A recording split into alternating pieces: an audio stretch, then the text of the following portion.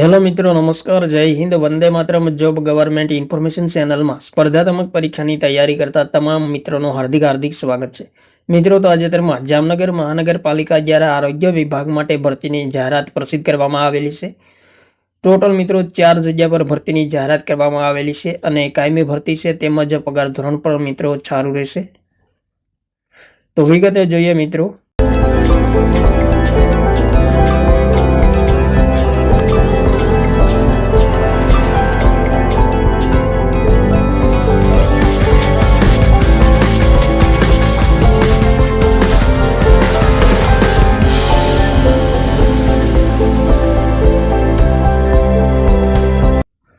જામનગર મહાનગરપાલિકા ખાતેના urban health project માટેની યુસીએસસીની જગ્યાઓ ભરવા અંગે જાહેરાત પ્રસિદ્ધ કરવામાં આવેલી છે.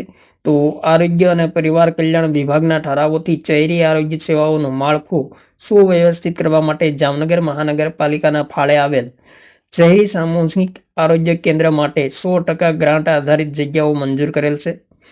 તો જામનગર મહાનગરપાલિકાની આરોગ્ય શાખાના શહેરી સામૂહિક આરોગ્ય કેન્દ્ર માટે વિવિધ જગ્યાઓ પર યોગ્ય લાયકાત ધરાવતા ઉમેદવારો પસંદ કરવા માટે ઓનલાઈન અરજી મંગાવવામાં આવેલી છે અને જગ્યાઓ માટે લાયકાત ધરાવતા ઉમેદવારોએ ઓજસની વેબસાઇટ મિત્રો અહીં આપેલી છે. તેમના પર 8/1/2026 બપોરના 12 કલાકથી 23/1/2026 રાત્રિના 23:59 કલાક સુધી દરમિયાન ઓનલાઈન અરજી કરવાની રહેશે. તો મિત્રો, ગણતરીના દિવસો જ બાકી રહ્યા છે. તો અહીં મિત્રો જગ્યાની વિગતો આપેલી છે. ગાયનોકોલોજીસ્ટ જેમની વર્ગ 1 જેમની ટોટલ મિત્રો 2 જગ્યા પર ભરતી બહાર પાડવામાં આવેલી છે અને પગાર ધોરણ 7મા પગાર પંચ મુજબ લેવલ 11 મુજબ 67,700 થી 2,08,700 મળવાપાત્ર રહેશે અને વય મર્યાદા 40 વર્ષ વધુમાં વધુ. તો એ મિત્રો કેટેગરી વાઇઝ જગ્યાઓ પણ આપેલી છે. બી અનામત જનરલ કેટેગરી માટે સામાન્ય 2 જગ્યાઓની ભરતી બહાર પાડવામાં આવેલી છે. ત્યારબાદ બીજા નંબર પર પીડિયાટ્રિશિયન વર્ગ 1 જેમની કુલ 2 જગ્યા પર ભરતી બહાર પાડવામાં આવેલી છે અને પગાર ધોરણ 7મા પગાર પંચ મુજબ લેવલ 11 મુજબ 67,700 થી 2,08,700 મળવાપાત્ર રહેશે અને બી અનામત એટલે કે જનરલ કેટેગરીમાં સામાન્ય 1 જગ્યા છે અને મહિલાઓ માટે 1 જગ્યા છે. તો 4 જગ્યાઓ પર મહત્વપૂર્ણ ભરતી આવેલી છે. વિશેષ નોંધ મિત્રો અહીં ભરતી સંબંધી આપેલી છે. તો દરેક નિમણૂક માટે લાયકાત ધોરણો રાજ્ય સરકારશ્રીના પ્રવર્તમાન નિયમો અને સૂચનાઓને આધીન રહેશે. તો સંપર્ક માટે મિત્રો પૂછપરછ માટે અહીં માહિતી આપેલી છે. ફોન નંબર તેમજ ઓફિસ એડ્રેસ પણ આપેલું છે. ત્યારબાદ મિત્રો શૈક્ષણિક લાયકાત અને અનુભવ વિશે સ્પષ્ટતા કરેલી છે. ગાયનેકોલોજીસ્ટ વર્ગ 1 જેમના માટે શૈક્ષણિક લાયકાત અને અનુભવ આપેલા છે. તો ભારત સરકાર દ્વારા માન્ય યુનિવર્સિટીમાંથી MBBS ડિગ્રી કરેલ હોવા જોઈએ અને MD ગાયનેકોલોજી અથવા તો ભારત સરકાર દ્વારા માન્ય યુનિવર્સિટીમાંથી પોસ્ટ ગ્રેજ્યુએશન ડિપ્લોમા ઇન ગાયનેકોલોજીમાં કરેલ હોવું જોઈએ અને ગુજરાત મેડિકલ કાઉન્સિલનું રજિસ્ટ્રેશન ધરાવતા હોવા જોઈએ.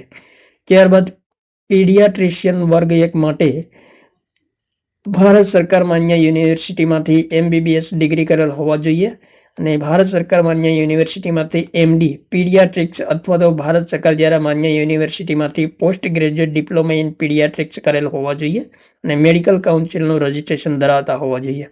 ઉપરોક્ત તમામ જગ્યાઓ માટે પસંદ થયેલા ઉમેદવારો માટે નિમણૂક બાદ રાજ્ય સરકારે કોર્પોરેશને ઠરાવેલ નિયત પરીક્ષાઓ આપવાની રહેશે અને તેમાં મુદ્દત હરોળમાં ઉત્તીર્ણ થવાનું ફરજિયાત રહેશે.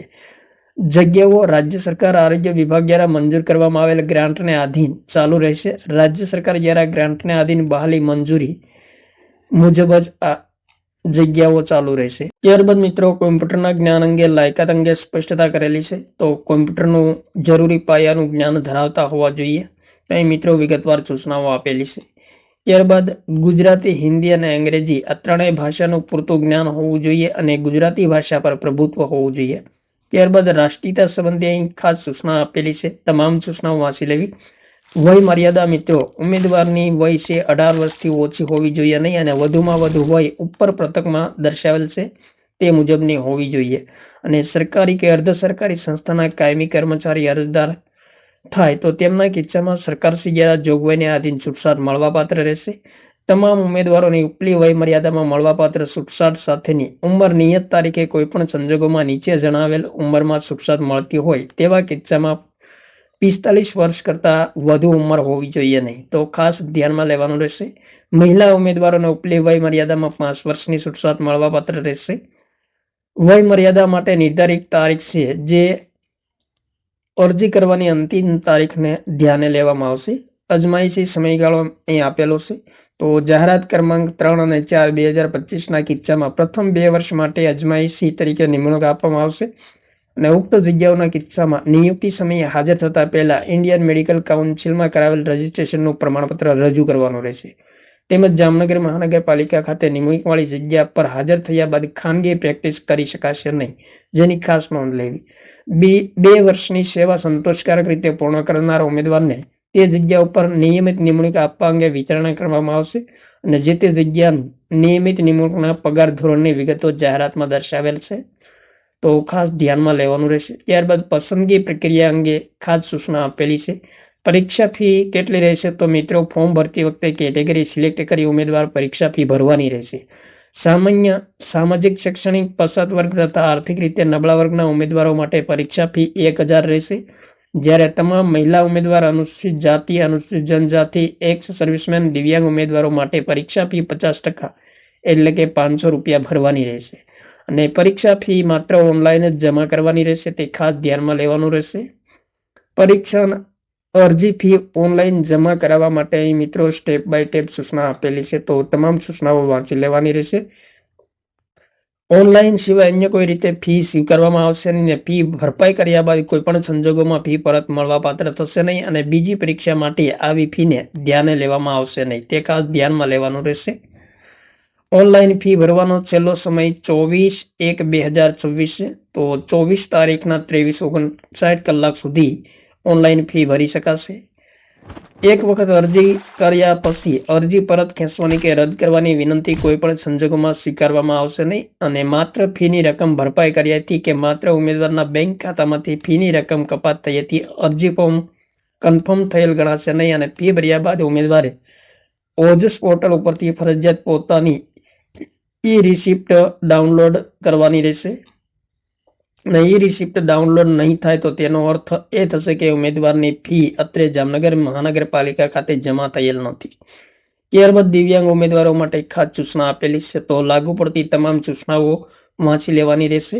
દિવ્યાંગ ઉમેદવારોને ઓછામાં ઓછી 40% અને તેના કરતાં વધુ તેમજ 70% હોય તેમજ શારીરિક અશક્તતા ઉમેદવારો તરીકે 50% માફીનો લાભ મળવાપાત્ર રહેશે પરીક્ષા ફીમાં. ત્યારબાદ અરજી કરવાની રીત વિશે સ્ટેપ બાય સ્ટેપ સૂચના આપેલી છે, તો 8/1/2026 થી 23/1/2026 સુધી ઓનલાઈન અરજી કરી શકાશે અને ગણતરીના દિવસો જ બાકી રહ્યા છે. ત્યારબાદ ભરતી સંબંધી કેટલીક સામાન્ય શરતો આપેલી છે, તો તમામ સૂચનાઓ એક વખત વાંચી લેવાની રહેશે અને ત્યારબાદ મિત્રો ઓનલાઈન અરજી કરવાની રહેશે. તો મહત્વપૂર્ણ સૂચનાઓ આપેલી છે સામાન્ય વહીવટી વિભાગના ઠરાવ મુજબ. તો આ મહત્વપૂર્ણ ભરતી જામનગર મહાનગરપાલિકા દ્વારા બહાર પાડવામાં આવેલી છે. માત્ર 4 જગ્યાઓ પર ભરતીની જાહેરાત કરવામાં આવેલી છે, પરંતુ સારા એવા પગાર ધોરણ માટે કાયમી ભરતીની જાહેરાત પ્રસિદ્ધ કરવામાં આવેલી છે. તો જે ઉમેદવારો રસ ધરાવતા હોય તેમણે મિત્રો ખાસ એપ્લાય કરવું. થેન્ક યુ મિત્રો. જય હિન્દ. વંદે માતરમ.